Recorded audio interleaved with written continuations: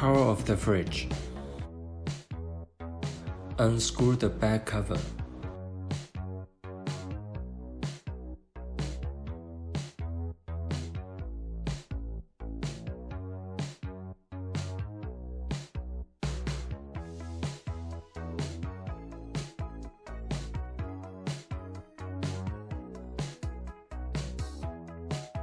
Check the connecting wire of the fan to see if the terminals are loose.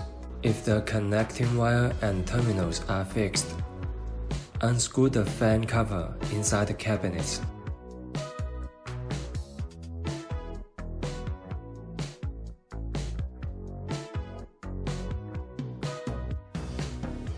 Check if the fan plate can spin well. Also check if the connecting wire and the terminals are fixed.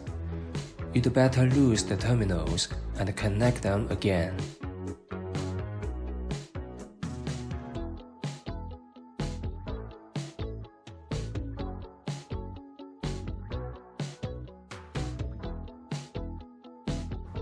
Power on the fridge.